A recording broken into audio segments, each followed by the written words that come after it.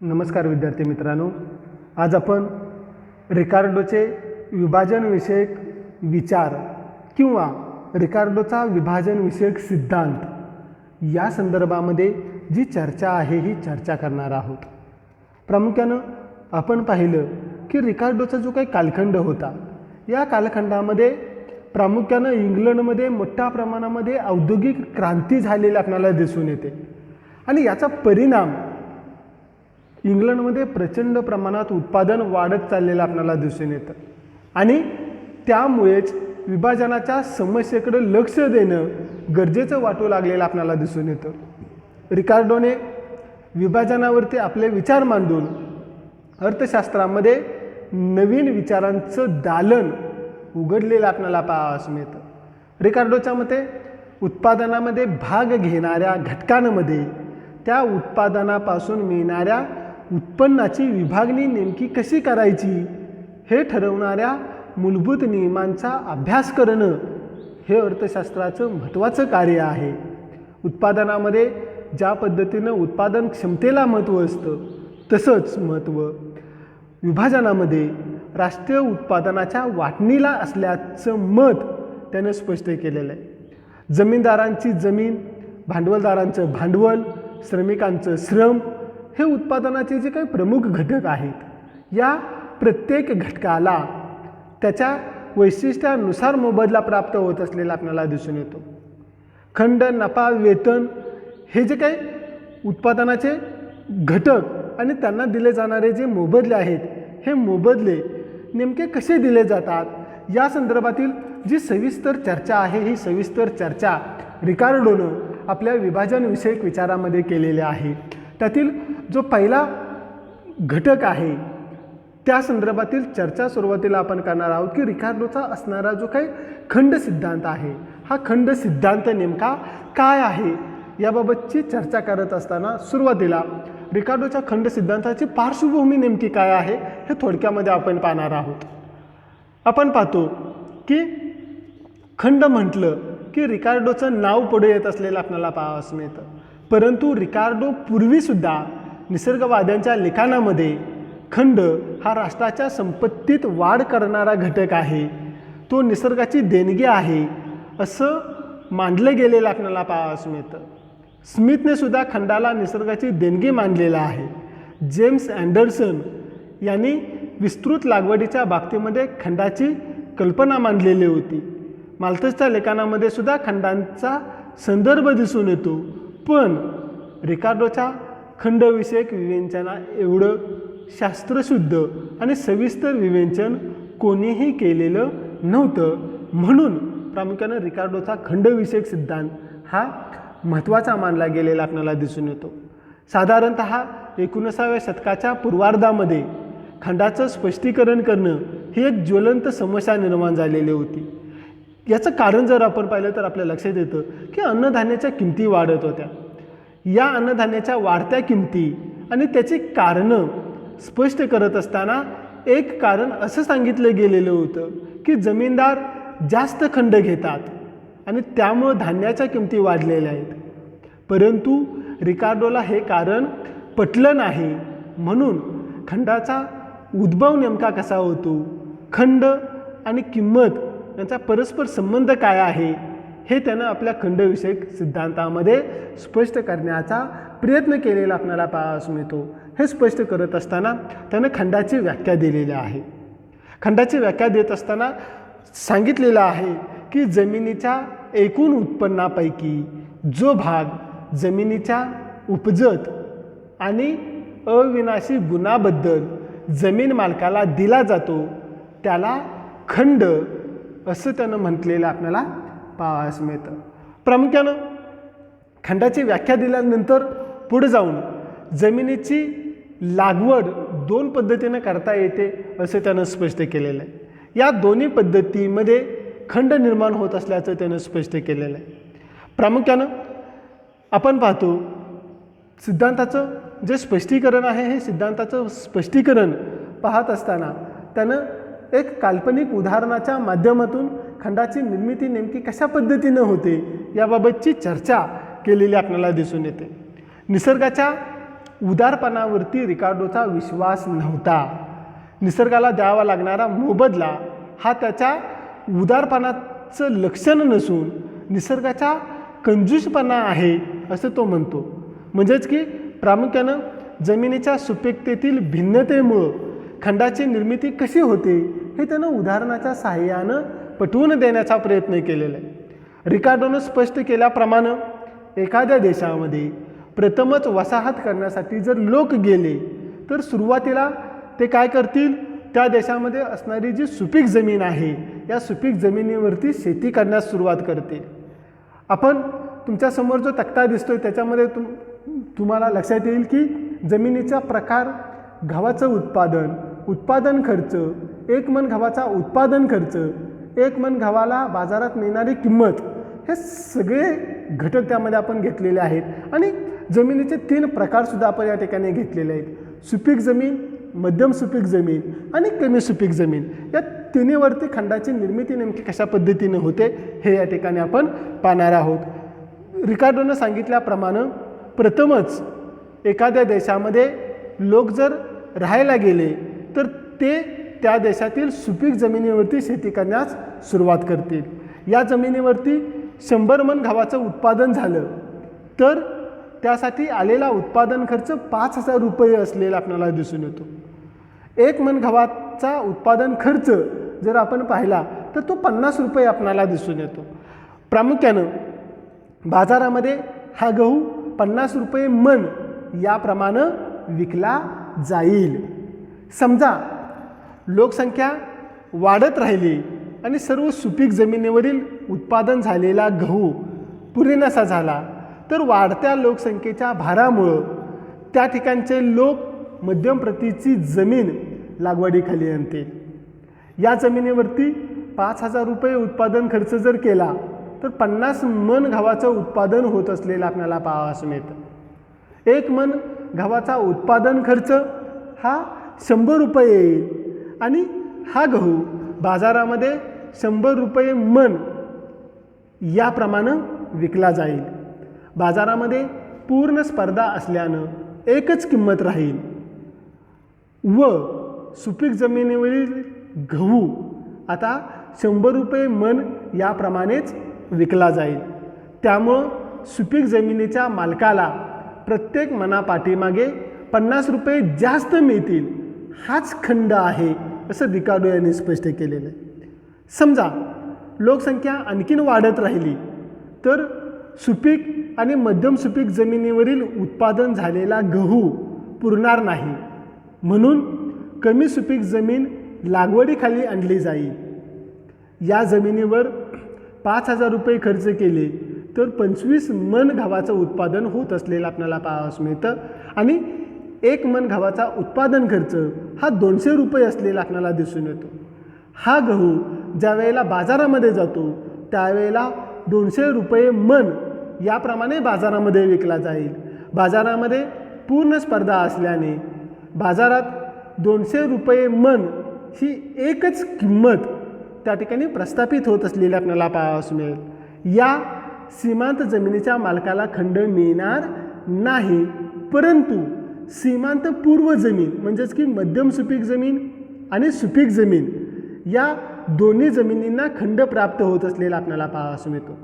आता सुपीक जमिनीच्या मालकाला 150 रुपये खंड प्राप्त होतो. म्हणजेच की आपण पाहिलं की कमी सुपीक जमीन या जमिनीवरती तयार झालेला गहू आणि त्यासाठी आलेला उत्पादन खर्च यांचा जर आपण विचार केला तर 1 मन गव्हाचा उत्पादन खर्च 200 रुपये असलेला आपल्याला पाहावयास मिळतो आणि 1 मन गव्हाची बाजारात मिळणारी किंमत 200 रुपये असलेला आपल्याला पाहावयास मिळते. अशा परिस्थितीमध्ये प्रामुख्याने सुपीक जमीन मालकाला 150 रुपये खंड प्राप्त होतो तर मध्यम प्रतीच्या जमीन मालकाला 100 रुपये खंड प्राप्त होत असलेला आपल्याला पाहावयास मिळतो. कमी सुपीक जमिनीच्या मालकाला म्हणजेच की जी सीमांत जमीन आहे, जी सगळ्यात शेवटची जमीन आहे, तिला खंड प्राप्त होत नाही. यावरून गव्हाचा उत्पादन खर्च आणि बाजारातील किंमत यामध्ये तफावत निर्माण झाल्याने गव्हाचा उत्पादन खर्च आणि बाजारातील किंमत यामध्ये तफावत निर्माण झाल्याने खंडाची निर्मिती होते. म्हणजेच आधी वस्तूची किंमत ठरते आणि नंतर खंडाची निर्मिती होते. यावरून रिकार्डोला गुणभेदजन्य खंडाची कल्पना मान्य होती असं या ठिकाणी आपल्याला स्पष्ट करता येतं. म्हणजेच जमिनीतील गुणभिन्नतेमुळं उत्पादन खर्च कमी अधिक होतो आणि या उत्पादन खर्चाचा परिणाम धान्याच्या किमतीवरती होत असलेला आपल्याला पाहावयास मिळतो आणि त्यामुळेच सुपीक जमिनीच्या मालकाला निकृष्ट जमिनीपेक्षा अधिक खंड प्राप्त होत असलेला आपल्याला पाहावयास मिळतो. प्रामुख्याने पुढचा जो भाग आहे की खंड आणि किंमत यांचा संबंध नेमका काय आहे. वस्तूचं मूल्य ठरवत असताना रिकार्डोनं खंडांचा समावेश किमतीत केला नाही. आपण त्याच्या मूल्य सिद्धांतामध्ये त्या संदर्भातील जी चर्चा आहे ही चर्चा केलेली आहे. खंडावरून किंमत ठरत नसून किमतीवरून खंड ठरतो. वरील उदाहरणामध्ये आपण पाहिलं की जमिनीच्या गुणभिन्नतेमुळं उत्पादन खर्चामध्ये फरक पडतो आणि त्याचा परिणाम म्हणून सीमांतपूर्व जमिनीला खंड प्राप्त होत असलेला आपल्याला दिसून येतो. म्हणजेच आधी गव्हाची किंमत ठरते आणि नंतर खंड ठरतो. खंड द्यावा लागत असल्यामुळे धान्य महाग होत नसून आधी धान्याच्या किमती वाढतात आणि त्यामुळे खंड दिला जातो. सीमांत जमिनीच्या बाबतीमध्ये उत्पादन खर्च कमी असल्यामुळं खंडाचा प्रभाव किमतीवरती पडू शकत नाही. हा खंड आणि किंमत यांचा जो संबंध आहे हा संबंध त्यानं स्पष्ट केलेला आहे. पुढे जाऊन खंड सिद्धांताचे जे काही निष्कर्ष आहेत हे निष्कर्ष त्याने काढलेले आहेत. त्यातील पहिला निष्कर्ष आपल्याला सांगता येतो की खंड हा वाढावा असतो. जमिनीच्या सुपीकतेमध्ये फरक पडत असल्यामुळं उत्पादनाचा खर्च वेगवेगळा येतो आणि त्यामुळं सुपीक जमीन मालकाला खंड प्राप्त होतो आणि हा खंड म्हणजेच वाढाव्या स्वरूपाचा असल्याचं मत रिकार्डो यांनी स्पष्ट केलेलं आपल्याला दिसून येतं. दुसरा निष्कर्ष आपल्याला सांगता येतो की जमीनदाराचं असणारं महत्त्व कमी झालेलं आहे. निसर्गवाद्यांनी निसर्गाच्या व्यवस्थेला अधिक महत्त्व दिलेलं होतं आणि त्यामुळंच जमीनदारांना अनन्यसाधारण असं महत्त्व प्राप्त झालेलं होतं. पण रिकार्डोनं निसर्गाच्या व्यवस्थेला आव्हान देऊन निसर्गाचा असणारा कंजूसपणा या ठिकाणी उघड केलेला आहे. म्हणजेच की आपण मागं उदाहरणामध्ये पाहिलं की जर सगळीकडं सुपीक जमीन असती तर प्रामुख्यानं खंड निर्माण झाला नसता. म्हणजेच की निसर्गानं सर्व ठिकाणी जी सुपीक जमीन आहे ही निर्माण केलेली नाही. त्यामुळं प्रामुख्यानं खंडाचा उद्भव होत असलेला आपल्याला पाहावयास मिळतो. जमीनदारांना मिळालेला खंड हा समाज विघातक असल्याचं त्यानं दाखवून दिलं आणि जमीनदारांचं समाजामध्ये असणारं जे काही प्रतिष्ठेचं स्थान होतं त्याला धक्का देण्याचं काम रिकार्डो यांनी केलेलं आपल्याला पाहावयास मिळतं. तिसरा निष्कर्ष आपल्याला सांगता येतो की खंडावरती कर लादावा. जमीनदारांनी काहीही श्रम न करता त्यांना खंड प्राप्त होत असलेला आपल्याला दिसून येतो.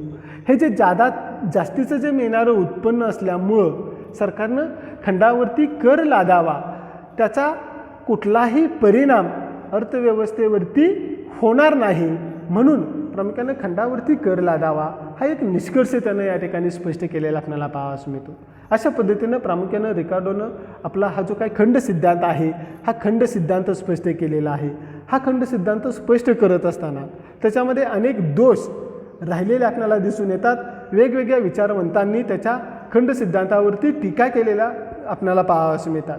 त्यातील पहिली टीका आपण पाहणार आहोत की लागवडीखालील जमिनीचा क्रम सिद्धांतावरती अशी टीका केली जाते की रिकार्डोनं सिद्धांतामध्ये प्रथम सुपीक जमीन, नंतर मध्यम प्रतीची जमीन आणि सगळ्यात शेवटी कमी सुपीक जमीन लागवडीखाली आणली जाते असं सांगितलेलं आहे. पण हा क्रम चुकीचा असल्याची टीका केली गेलेली आहे.